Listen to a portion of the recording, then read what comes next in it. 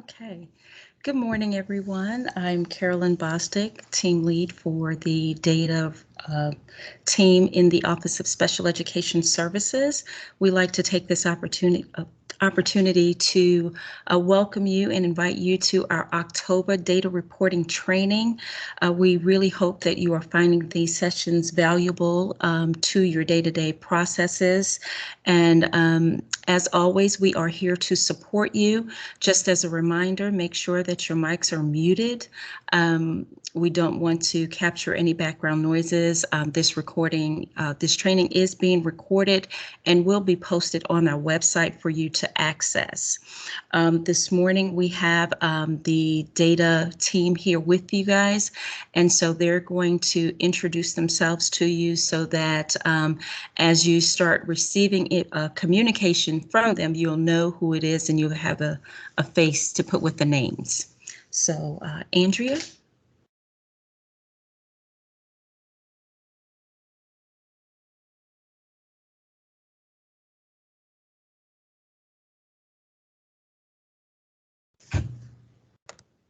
Andrew, you're muted. So sorry.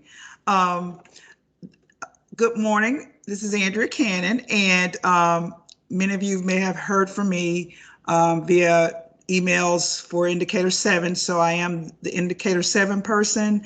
You heard from me Indicator 8, and I will be taking on Indicator 12. Okay.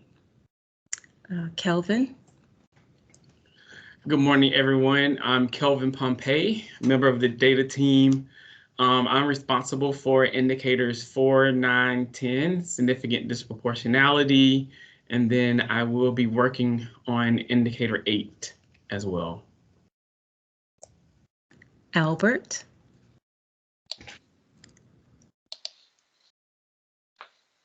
Hello, my name is Albert Roman. I am part of the data team as well, and I function as the IT guy. Basically, handle everything IT for our team. Okay. And Yolanda? Good morning. I'm Yolanda Singletary. I am responsible for tables 4, 5, and currently doing indicators 11 and 12. However, they will be transitioned to 12 to Andrea and 11 to the new data person once they come aboard, and also indicator 14. Okay. We're going to talk this morning, give you some information about the Indicator 8 Parent Survey. We're going to talk about a new process in our office, the year-to-year change, just to give you some heads up on that particular process. So as you get questions, you are prepared to answer those questions. We're going to give you some information about tables 1 and 3, your child count and LRE report. And we're going to talk about pre-checks and then open the floor for any questions that you may have.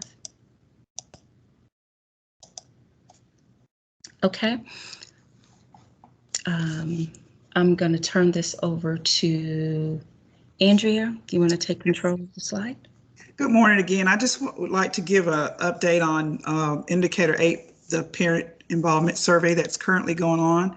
It started back on July 1, and as many of you know, that at the end of the IEP meeting with students, you are to print out a form that you may give to the parents to complete the survey.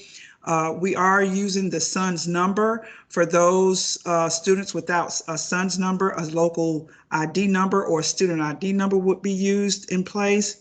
I know that we had a few districts that incurred some issues with the survey printing, but I did send out a step-by-step document giving you or showing you how to access or give permissions to any staff member that would need to print the survey number. Without those permissions, the survey number would not show up. So if you have any issues with that, just reach out to me. We're also getting in touch with Enrich or speaking with them in conversation about correcting the link to the survey. And I have put that survey in the chat already. That it will take the parents to a new screen, which would give them an option of which language they would like to complete the survey in, and that would take the burden off of the districts trying to find which or where to find the different languages. So that link should hopefully be updated soon. We'll give you an update on that. The current survey that you're doing now would close on June 30th, and we are preparing to release a quarterly report of those who have completed the surveys, and we're looking to release that first report in November. So hopefully we'll get that out to you soon. But again, that new link to the survey is in the chat. So just let me know if you have any questions now or at the end of this presentation. Next slide. So the year-to-year change is something new that's coming down the pikes. Our office is responsible. OSEP requires us to give year-to-year change on our data annually.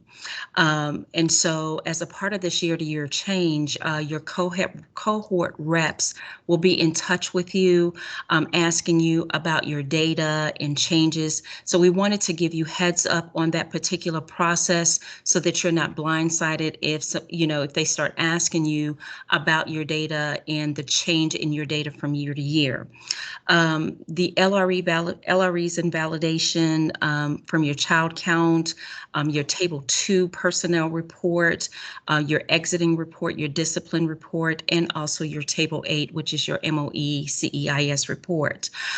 So our criteria for those change from year to year will be an increase or decrease of a count of 10 students and 10%, or a change in count of 10 and 0. So I want to talk a little bit about the change, the plus or minus, increase or decrease in the count of 10 students and 10%. So if you had a count change of 10, which means if last year you had 20 and this year you have 10, and that percent change is 10 or increase or decrease by 10% as well, you have to have both criteria in order for you to meet the year-to-year change, and you will have to give an explanation as to what caused or what contributed to the change in your data. And the other criteria is if you had, let's say last year you had 0 and this year you have 10. You have to meet both criterias in either of those examples in order to be asked to give a reason or explanation of the change.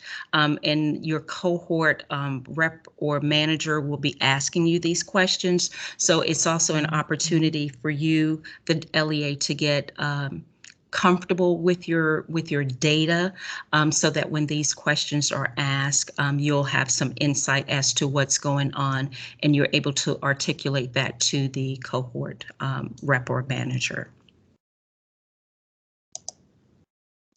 Okay, and I'm going to turn this over to Kelvin.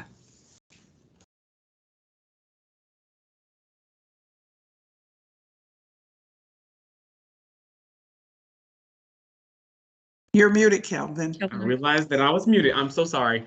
I will be discussing tables 1 and 3. We remember that table 1 is our child count table, and table 3 is the least restrictive environment, our LRE table. And both of these tables are the data source for indicators 5 and 6. And so once you get your profiles and your determinations for the year, the data source for those are tables 1 and 3.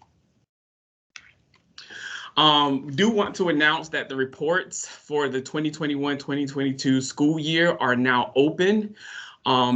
They were open a little late, and so we decided to extend the submission for tables 1 and 3, or your annual child count and LRE report.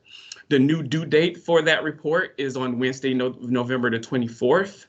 Remember, so that's an extension from November the 5th to Wednesday, November the 24th. The actual child count date, the date that we get the snapshot, is still that fourth Tuesday of October. The only thing that has changed was the due date on which you would submit your annual child count reports. That's now November the 24th. I did want to discuss some issues that you want to look out for as you're completing or preparing your tables 1 and 3 to be submitted.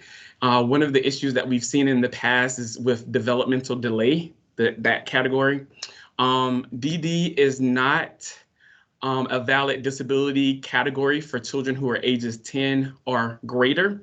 And so be sure that you check that children who are older, 10 years of age or older, they do not have this developmental delay as their disability. If they are, we will remove those children from your child count. And so be sure before you submit, DD is not the disability category for children ages 10 or greater. DD cannot be initially identified at ages 8 or 9. During those initial IEP meetings, you shouldn't initially identify a child who's age 8 or 9 as DD. If that occurs, there should be an error that is produced in Enrich. So that is something to look out for as well. In addition, if you do have students who do have DD, be sure that they are re-evaluated by age 9, and that can be a proactive way to ensure that by the time they're age 10, they do not have that DD as their disability category. There has also been some placement issues, LRE placement option issues that we've had in the past. And this occurred when students have IEPs that run across multiple years. Going from an early childhood IEP in one school year and then a school age IEP during the next school year, all within the same IEP range. For those children, you must include a second LRE placement code when you do their IEPs. This can be seen, we have some diagrams here that are screenshots of what you potentially see in Enrich for children who are 4 years of age, who have an IEP that runs multiple school years, that turn 5 and enter kindergarten during the second part of the IEP. You should see an option to select either a school age LRE or an early childhood LRE during the initial IEP, which you see in this first diagram here. What you want to do for those children is you want to add a placement date, and you're going to see another column that comes up so that you can add another date, and you should be able to select a school age IEP that aligns with the date of the next school year when they will be now school age. There have been some issues with this in Enrich that has been brought to our attention.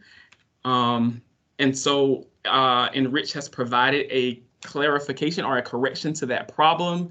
Some districts haven't been seeing the option to choose school age LRE. And so this video at the link that's posted here should be used to help you allow you to select a school age LRE for those children whose IEP advances across multiple school years. There is a access code that you have to provide in order to access that video, and it is posted here. You will receive this presentation or a link to this presentation, and so you'll have that to your in your records. Kelvin, just to add some additional background to this, districts were experiencing some issues whenever they were trying to go in to add or correct the LRE codes. It was giving them a system error stating that the student was turning 6 years old. That was an issue within the Enrich system, and so they provided this mini videos to the district to be able to make those corrections in instances where they have to make a correction. If it was entered correctly initially, there is no additional action that is needed, only in instances where you have to go in and make a correction to the LRE placement codes and dates within Enrich. Thank you, Carolyn.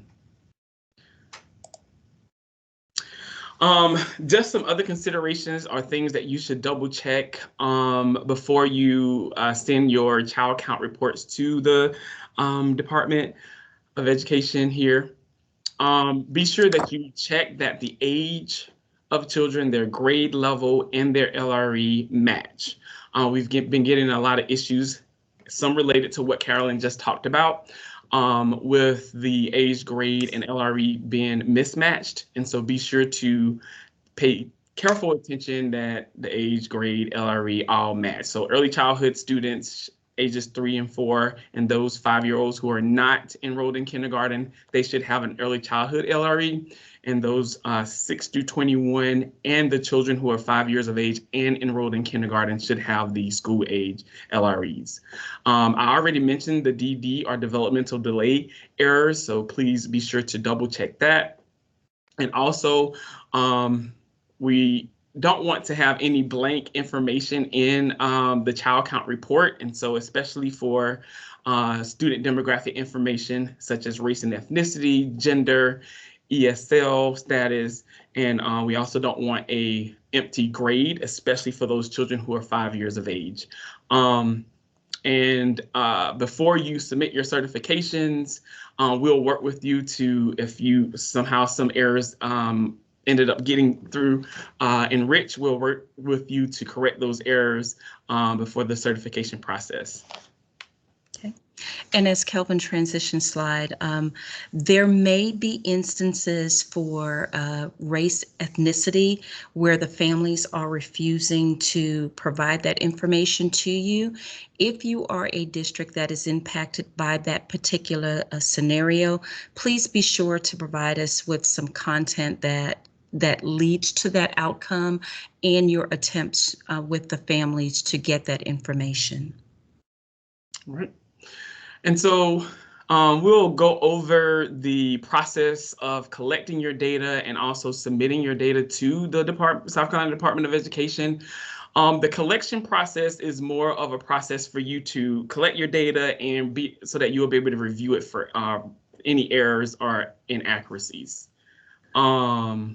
So with collecting your data, the first thing you want to do in Enrich is go to collect, which is probably hard to see on the screen here.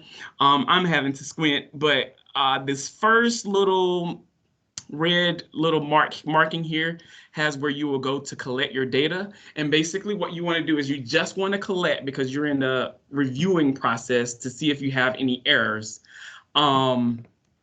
So collecting your data, make sure you collect only. Once you submit OK, you should see errors, any errors that you have in your report at the bottom of your screen. It'll tell you the number of errors you have, and you can check that. What we recommend is that you download your report and after you've collected it. And so once you download it as an Excel file, you can go in and kind of see the specific errors or student observations that have the errors in it so that you'll know the specific students to check for in order to correct those inaccuracies or those errors. You can collect and review for errors and make those corrections back in the Enrich system as many times as you like. But once you have no further errors and you think your data is correct, then you're going to move to the process of collecting and submitting your data. And as we have highlighted here, you click send to the South Carolina Special Education. You should collect that data, send it to the South Carolina Department of Education, and then you should also download the file for your records, because this is the records that we will use in ensuring that we've received your tables 1 and 3 in a timely and accurate fashion. All right.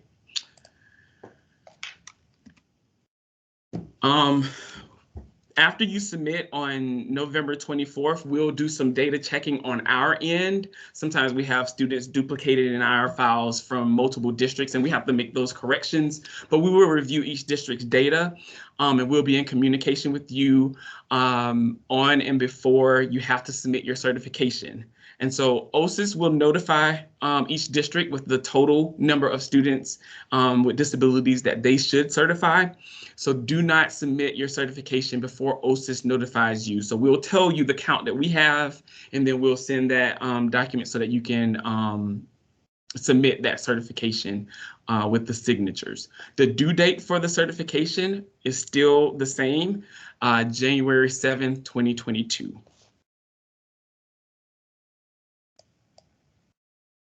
And I am going to turn this over to Andrea, so that she can talk about indicator 7. Hi, it's me again, Andrea. Just want to remind districts about the change that we had in exiting students under indicator 7. If you can go back one slide, somebody advanced too quickly.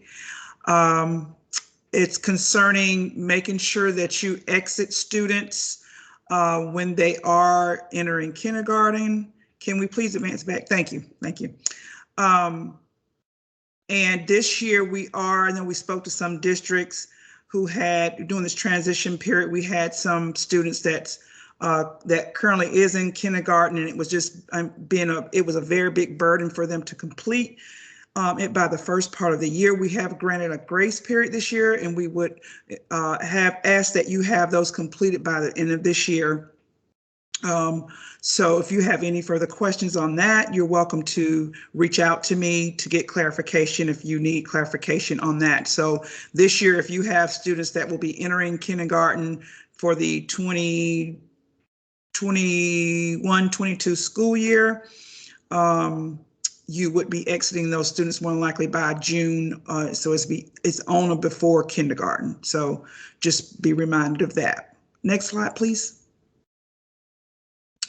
Also, when students when you have transfer students to come in, we want to avoid having you to kind of manually enter that information or seek out to other districts to get that information. If you transfer the entire record that's available to you to transfer, that should capture the COSEF information you need, and you won't have to manually go in and re-enter that entry COSEF and the data that will come over from that previous program. So that's just a quick reminder on when you have transfer students. Sometimes we miss out on entering that information because we can't get it from the previous school district, or it's a burden to like reach out on, concerning the time. So if you just kind of make a reminder to do that, that would be great. So just want to talk about a little of the trending errors that we have when you're submitting indicator 7 to us. Just common errors that we have where we have no service entry or exit dates.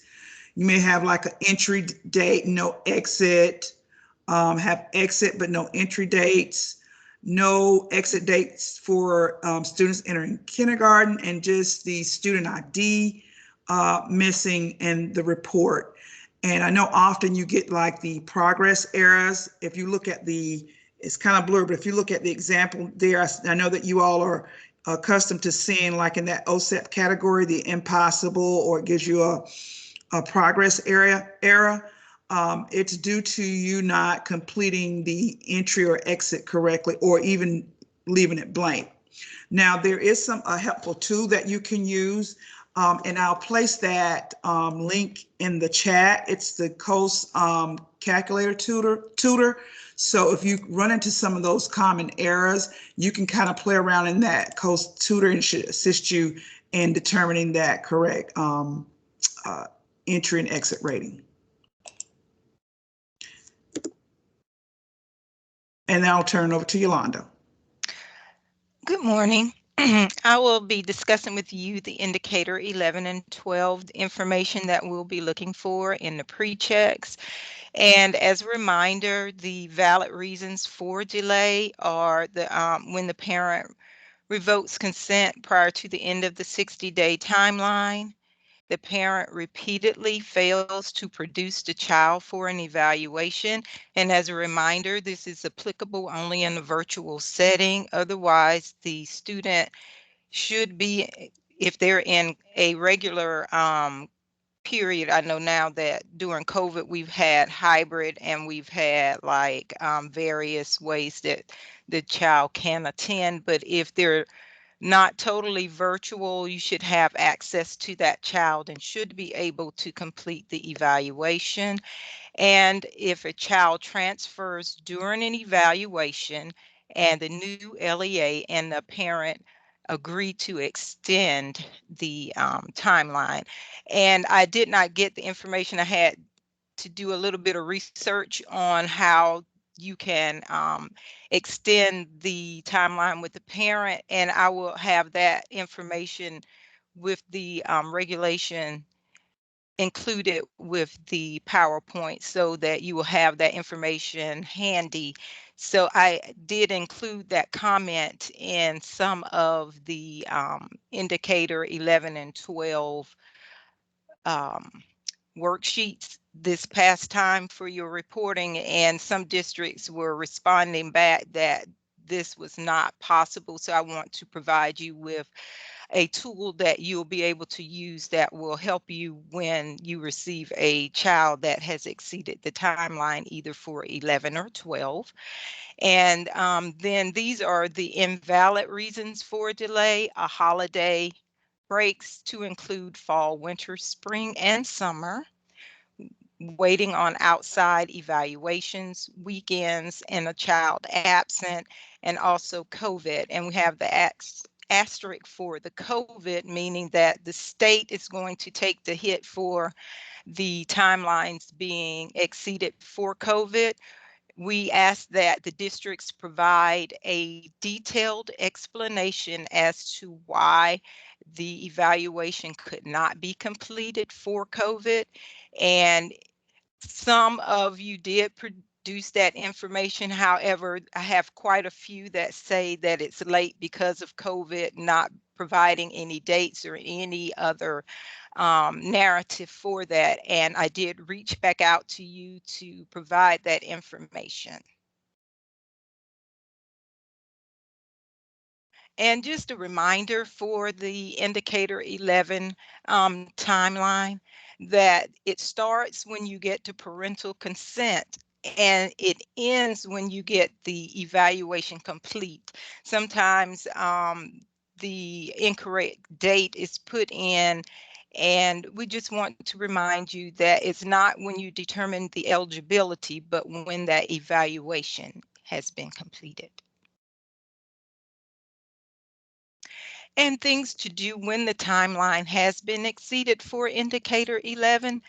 Please provide a detailed explanation as to why the evaluation is overdue. When you put these comments in, please include your dates where you made contact if it's for stating that you have a parental delay, and select the proper outcome, reason, and code for the evaluation.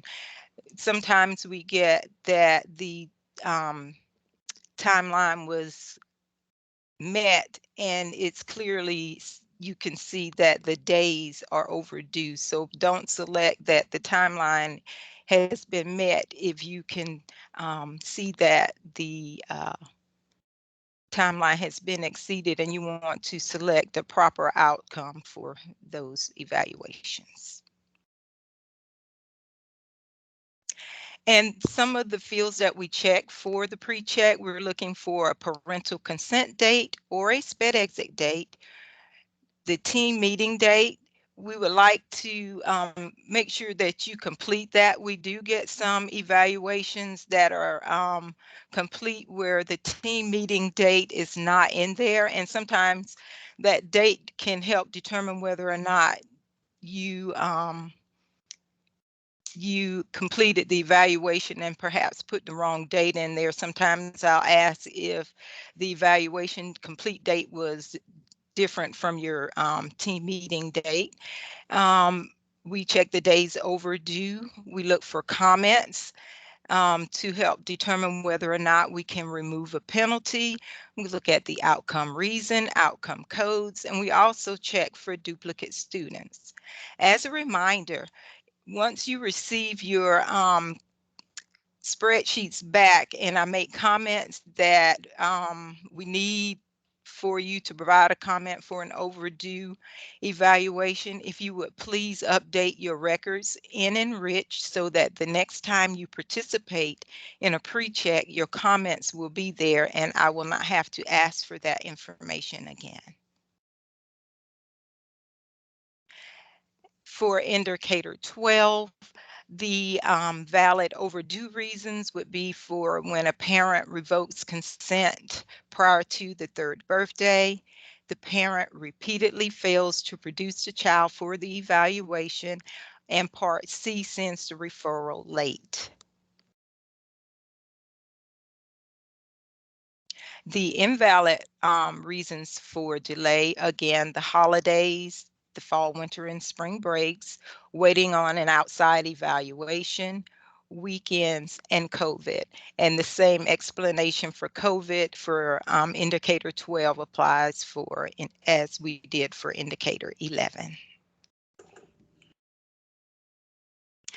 And things to do when the indicator 12 timeline has been exceeded. You want to please provide an explanation as to why it's overdue.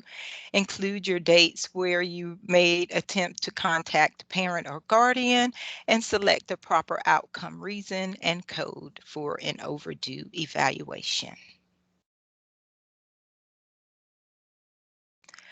The items that we check for indicator 12 will be the IEP completion date, the SPED exit date, the team meeting dates. We look at overdue days, we look for comments, and the outcome reason and outcome reason code.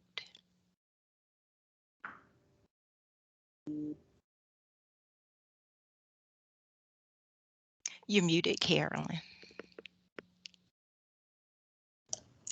Thank you. Thank you, Kelvin, Andrea, and Yolanda for this presentation. Just a reminder that our next meeting will be Thursday, November 18th at 10 a.m. and the same meeting link should be used to join the meeting. We did want to include that the pre-check dates for indicators 7, 11, and 12 will be November 19th. So we definitely wanted to provide you with that information during this meeting because to tell you about it November 18th would be a tad bit too late. At this time, we're going to open the floor for anyone that have any questions, or I'm not sure if anyone has put any questions or comments in the chat. We can address those at this time. Participants can now unmute themselves to ask any questions. Hey, this is Joan Jacoby in Richland too. To what Yolanda mentioned about that weird reason in Enrich about the overdue where it says evaluation was done on time and not to choose that. Well, if you're being forced to complete a compliance box, why is that even an option to choose in the compliance box? Why can't we get that out of the compliance box and then people will stop choosing it? Understood. And to answer your question, we did go through a process where we had those options removed, and a statement was made to undo some things within Enrich, and so they undid everything, which is a part of the reason why we're experiencing some of the issues that we're experiencing, is because some things were undue that should not have been, which opened Pandora's box. So our workaround to that is just to remind districts to double check those things before selecting to make sure that it is correct. Next question.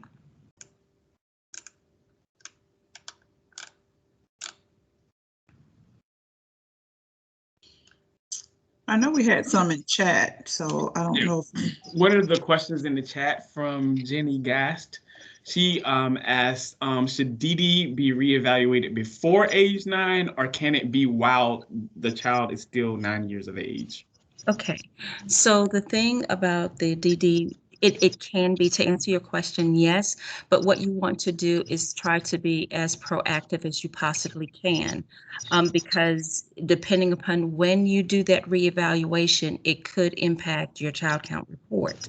Now, when it says that it produces an error, though having a child that is DD and 10 produces a federal error. So we try our best to get districts in the habit of correcting that sooner rather than later. And the reason why we do that is because reevaluations happen every 3 years. And so if you do it at 8 or 9, that automatically puts you over that 3-year threshold. So as soon as possible, try to get those meetings scheduled. In the event that you are unable to schedule the meeting and get that that disability code changed, those students will be removed from your child count report.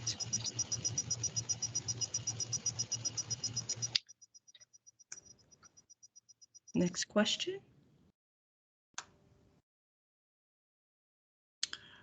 So on the, go ahead. I had mentioned that we're having a hard time. Child count for me, and this is Joan again, is taking 20, 25, 30 minutes to run. And I asked if anybody else was having the same issue, and somebody mentioned that it's taken them close to an hour to run. I have sent in help tickets mentioning that.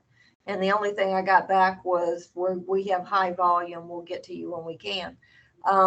But is that something that's happening statewide? Have you heard from other people, or is it something in district that we need to look into? I have not heard many instances of that happening. And if you are putting in a help ticket to support, please be sure to include me on that so that I can follow up with them just to see. I'm not a fan of that high volume message that districts are receiving. So when I see that, I follow up on your ticket submissions. Doesn't mean that it's not happening. I just haven't had lots of inquiries or questions about it. This is Wendy Height from Spartanburg District 5, and I have 2 questions. Anytime there is a change to anything and you have thousands of teachers in Enrich, you're increasing the chance for human error. So the issue with the LRE, is that going to be fixed, or is this going to be a workaround that we have to do from here on out? That's question number 1. Okay. To answer question number 1, as it stands, what I am told, it is a temporary workaround. They're still investigating what needs to happen behind the scenes so that you guys don't have to take that extra step.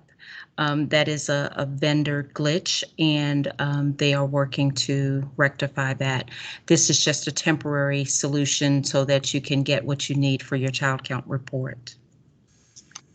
And then I have a suggestion. This is my 2nd year here in the state of South Carolina.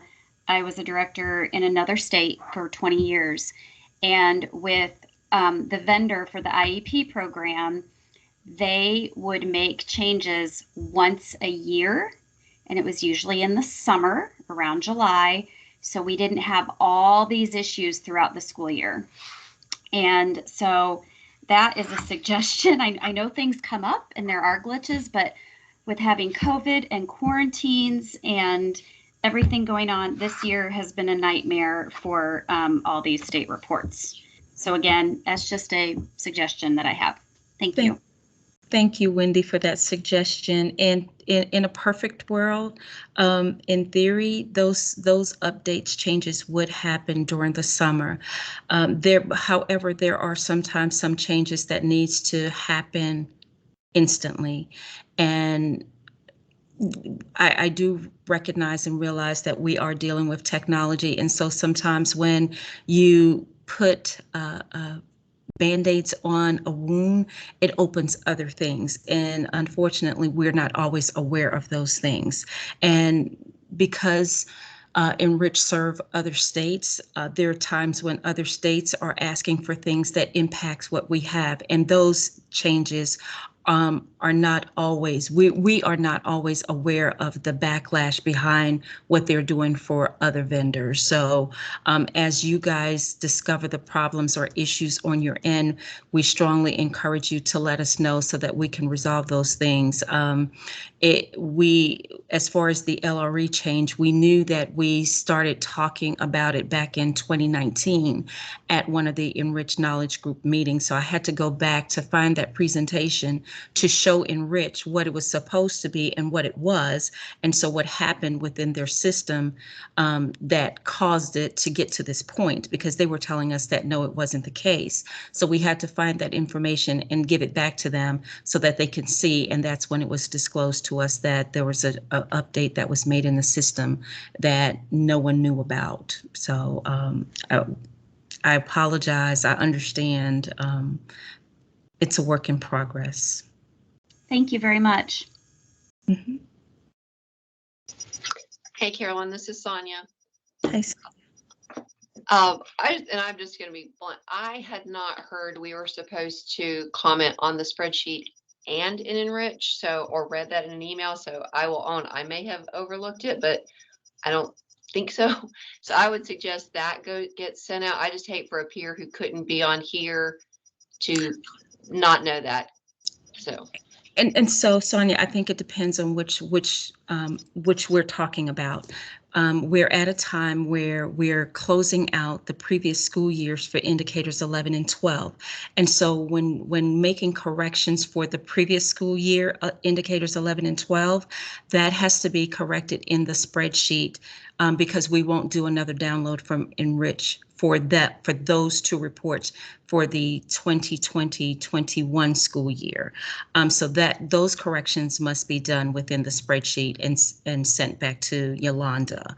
When making changes for the pre-checks for the current school year, those changes must be corrected within the system so that as the year progresses, you don't have to go back and redo. I would, and I'll talk about it a little more on our next meeting, what happens when you participate in the pre-check and those changes aren't corrected in the system. So that's something that's coming down the pipes as well, because the pre-checks are designed to help you clean your data so that you work easier as the year progresses and not harder. Okay, thank you. You're welcome. Hey, Carolyn, this is Elizabeth Render. And I just wanted, I had put in the chat about, can we please get this stuff in writing and so we can refer to it when we're actually doing the work, because, it's great. And I think I take good notes, and then I go to do the indicator 12 and I'm like, I'm not sure if I really wrote that down correctly. And then I have to figure out what webinar it was talked about and scan through all of that. I cannot emphasize enough how much harder our jobs have been because of the glitches in Enrich. And I just want to ditto what Wendy said. It really, we've been doing this a long time, and it just gets worse and worse and worse with Enrich and where we are with reports and how to keep up with the data. So, to remember all of this and to be able to reference certain webinars, we really need this in one sheet, not in emails, not in the webinars and having to listen to the recordings, but a reference guide that we can go to when we're actually working on the report.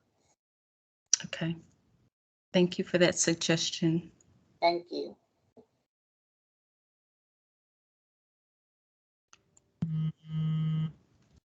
Okay.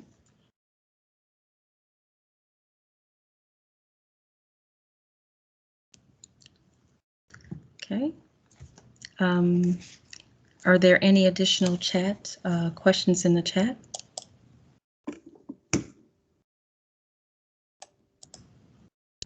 Hi, this is Marge Bright in Oconee County. I had a question about the comment or the slides where for students whose IEPs advance across the grades and we need to add another placement date for the LRE for the beginning of the next school year. Is that just for kiddos going from preschool to school age, or is that all IEPs, like kids going, like their IEP is covers part of 6th grade and part of 7th grade? Any time you have an instance where an IEP runs across multiple school years, that would be the scenario in which you would use the second LRE placement code for those kids. Okay, thank you. You're welcome. Okay. Hey, this is Sarah Love. I just wanted to follow up on that question that was just asked. Okay. So it's any time a student's IEP runs through 2 school years, not when it changes a placement or a school setting. I think you have to look at them hand in hand, because there may be times when an LRE code changes or the grade level changes on the IEP. So anytime you have an instance where the child's education is running across multiple years, you have to take both of those things into consideration. So you have to finish out the current year with their goals and objectives. And then you also have things in place that starts the next school year. So if you look at it in the terms of finishing out the school year, what should it be? And then how is the student, or where is the student going to start for the next school year? And if there are no changes, one entry is enough, or? That is okay, correct. Thank you. That is correct. Yes. One of the things that we'll definitely look at when you guys do submit your child count report is that LRE grade level validation mismatch, the age, grade level, and LRE code mismatch. And some of you may have experienced it during last school year, where we had this big push at the end where you got the email from me referencing, okay, if the grade level is correct, then the LRE code is incorrect. And just making those, and last year was the first year that we had to report the 5K students as a part of the school age population. So Enrich did not take that into consideration. And so we have submitted a ticket to them to make those changes in the system. They have not given us an ETA of completion just yet. So we just wanted you guys to be aware of that so that you can let the folks in your districts know this, just in case it's not in the system. And I know that it's hard because you tend to select what you see. And in those instances, it's not always correct. So we try to provide you with the corrections, even though it may not be what you see in the system.